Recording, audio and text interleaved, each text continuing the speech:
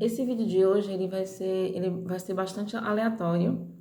Vou falar digamos, em associação livre, sobre o processo psicoterapêutico. Mas nesse caso, eu vou ler uma citação do Viktor Frankl sobre a psicoterapia, mas o que eu vou falar mesmo, eu vou falar sobre a psicanálise, né? Sobre o processo de uma análise, sobre a minha própria análise. Então, a citação é essa: não pode bastar-lhe a psicoterapia de hoje capacitar ao homem para gozar ou trabalhar. E aqui ele está falando, o Viktor Frankl, ele está citando Freud, né? Porque Freud era aquele que sempre escrevia, falava nos seus textos técnicos também, sobre o que a análise faz, né? O objetivo de uma psicanálise é fazer com que o sujeito saia do sofrimento neurótico e atinja o sofrimento comum, normal, ou seja, e volte a sofrer de forma normal, ou seja, ele consiga trabalhar e amar. Então, aqui está fazendo essa citação, citando Freud, né? Então, vamos lá. Não pode bastar-lhe a psicoterapia de hoje capacitar ao homem para gozar ou trabalhar. Tem que capacitá-lo, em certo sentido, para sofrer. Então, assim, essa citação dele, do Viktor Frankl, parece cruel, né? Ele dizer que a psicoterapia tem que capacitar o sujeito para sofrer também, para entender que a vida, eu gosto até de fazer essa comparação, a vida é como se fosse uma roda gigante. Então, alguns momentos a gente está lá no topo, né? Em outros momentos a gente está lá embaixo. E a gente tem que aprender a suportar, né? Esses momentos difíceis, né? Os momentos de vacas magras, no caso, né? Me reportando a uma parábola, né? Sobre as vacas gordas e as vacas magras. Então, assim, quando, quando eu comecei o meu processo de análise, minha psicanálise,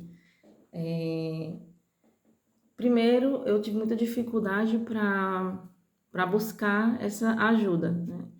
A psicanálise entrou na minha vida em 2006, graças a um professor que eu tive quando eu fazia pedagogia na URCA. Eu estava no quarto semestre do curso de pedagogia e um dia adentrou, né, logo no início, acho que na primeira semana do semestre, adentrou na sala o professor da disciplina de psicologia do desenvolvimento.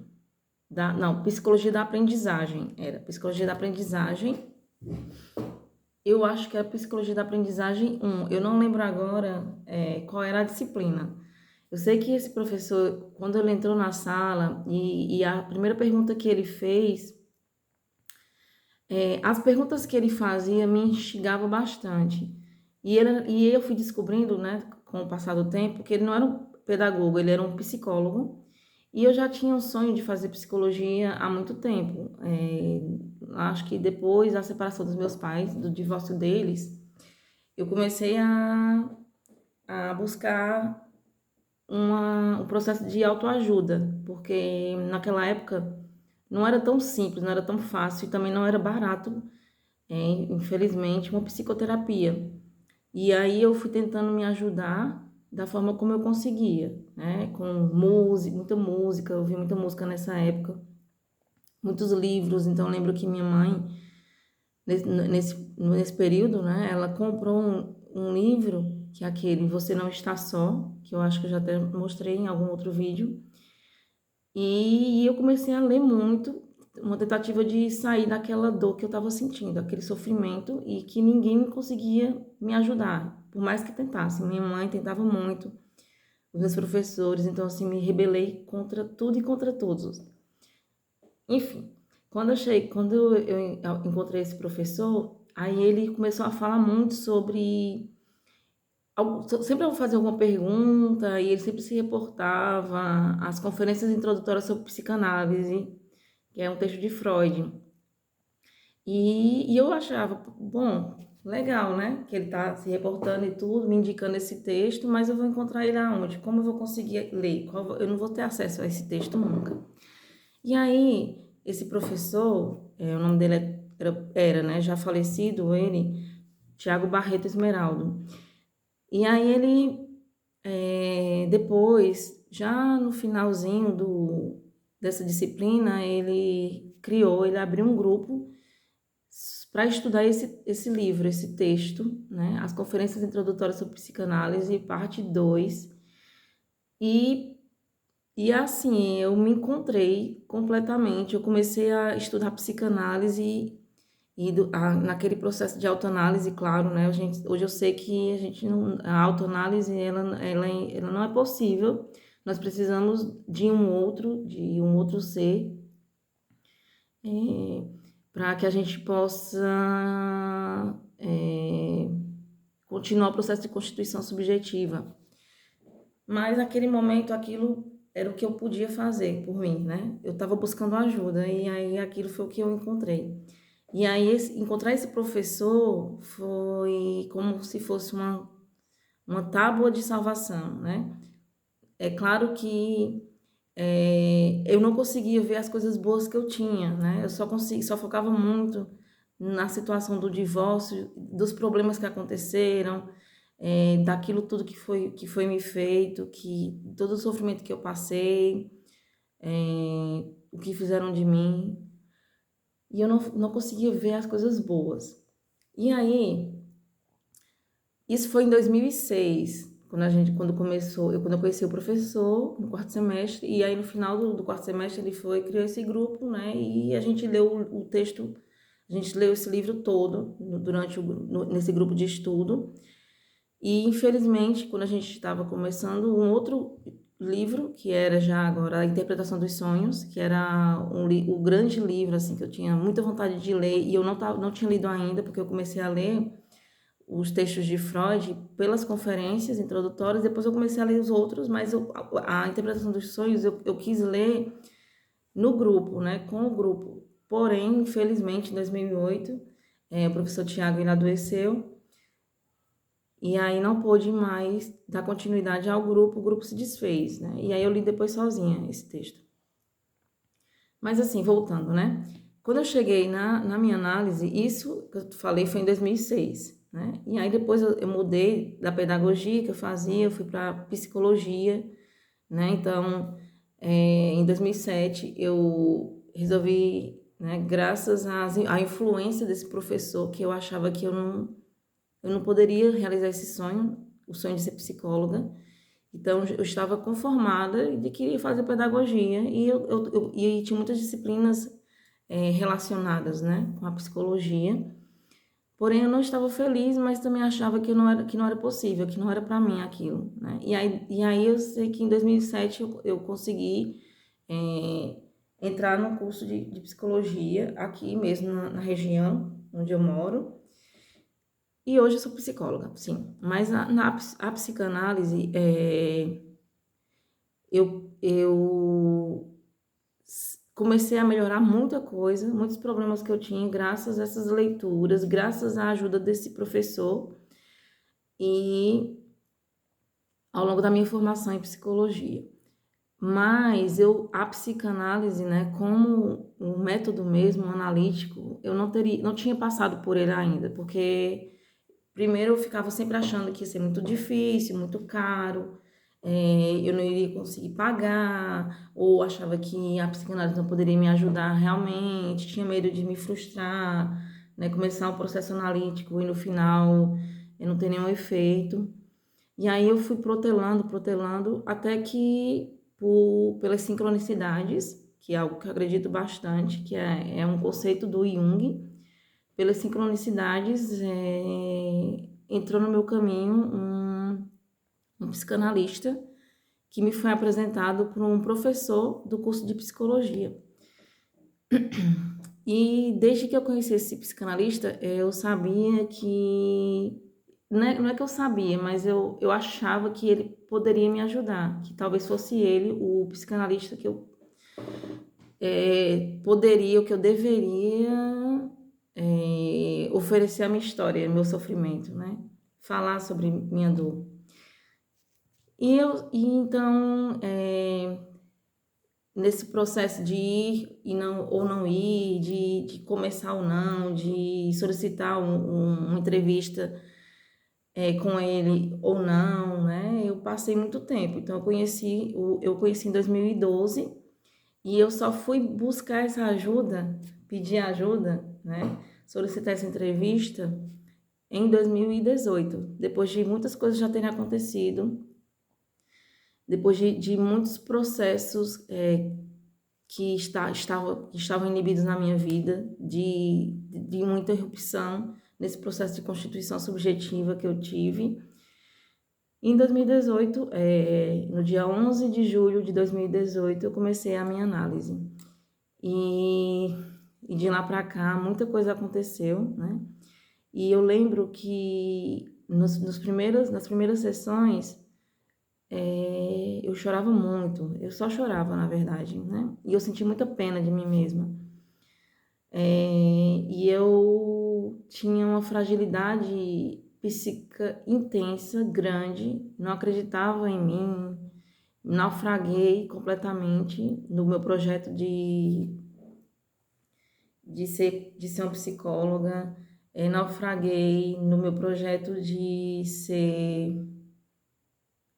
ajudar as pessoas, porque eu não conseguia me ajudar, né? Eu estava muito mal.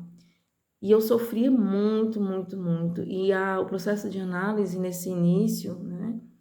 A transferência que foi se estabelecendo com esse analista me ajudou a... Não é que eu parei de sofrer, é que agora eu conseguia dar um sentido àquele sofrimento. Eu conseguia suportar aquele sofrimento. E o fato de ser ouvida, o fato de começar a sair da posição de vítima, de começar a me sentir mais protagonista da minha própria existência, de começar a perceber que eu poderia sair dessa melancolia, a melancolia que eu tinha adentrado, né? Eu comecei a ver, né? A vislumbrar uma luz no fim do túnel e não era um trem, era a minha vida que estava ali me chamando, né? Para acontecer e que eu não conseguia perceber isso. Eu estava muito focada naquela minha dor, naquele meu sofrimento.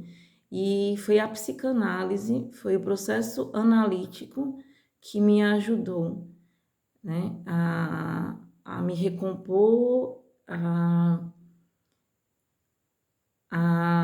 completar esse desenvolvimento que tinha sido interrompido na minha existência pelos golpes do destino, né, digamos assim.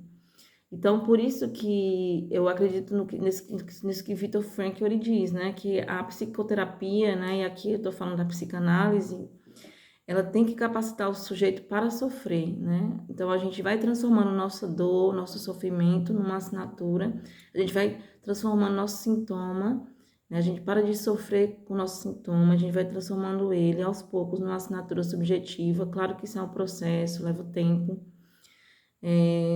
A psicanálise é um processo de constituição subjetiva, né? E de mesmo quando essa constituição subjetiva ela está interrompida por algumas questões da sua vida, da infância, adolescência, né? Mesmo na idade adulta é possível que essa constituição ela subjetiva interrompida ela volte a acontecer.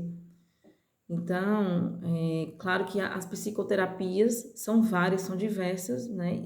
E a gente tem que saber qual é o objetivo que a gente quer, né? Com a psicoterapia que a gente vai buscar, com o profissional que a gente vai buscar para nos ajudar. Mas a psicanálise, ela tem efeitos, sim. A TCC é uma psicoterapia baseada em evidências, né? Agora, a psicanálise, como ela não se propõe a quantificar seus dados, né? A quantificar o número de pacientes e sujeitos de analisantes que melhoraram, que evoluíram, que saíram da sua dor, do seu sofrimento. Então, ela não é muito indicada como uma psicoterapia baseada em evidências por causa disso, porque o foco dela não é esse. O foco da psicanálise é o um a um, é o caso a caso, né? É a descoberta do inconsciente de cada sujeito, né? É fazer com que o sujeito ele suporte mesmo, né?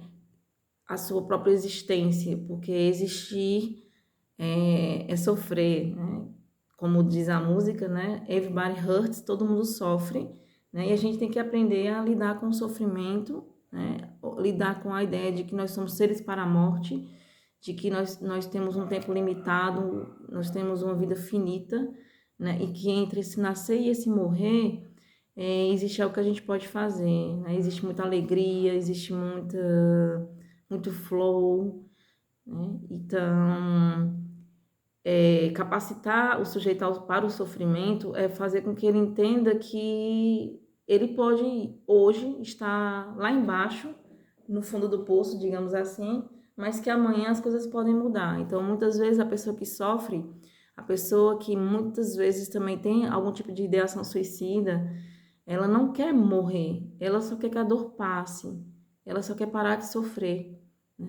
E às vezes ela não percebe que pode haver uma maneira, né? Ela historicizando a sua dor, ela entregando a sua história para uma pessoa, para um profissional especializado, para um profissional que tenha uma profunda empatia. é, Essa dor ela pode ser transformada em algo. Você pode dar um sentido a tudo isso, a tudo aquilo que fizeram de você, né? Então, só para finalizar, trazendo uma citação do Jean-Paul Sartre, né? Que eu lembro que no ápice da minha dor, no ápice do meu sofrimento, eu conversando com um amigo, um grande amigo que eu tive por muito tempo, e ele olhou para mim e disse: Débora, não importa o que fizeram com você, o que importa é o que você faz daquilo que fizeram com você, né? Ele se reportando a Jean-Paul Sartre, que é esse filósofo existencialista. E quando ele falou isso para mim, eu até ri, porque para mim aquilo não fazia nenhum sentido. Mas hoje eu percebo que faz sentido, que é por aí, que a gente pode mudar a forma como a gente encara a nossa vida, a forma como a gente encara o nosso passado, a forma como a gente vai viver o presente e a forma como a gente vai trilhar, os caminhos para o futuro.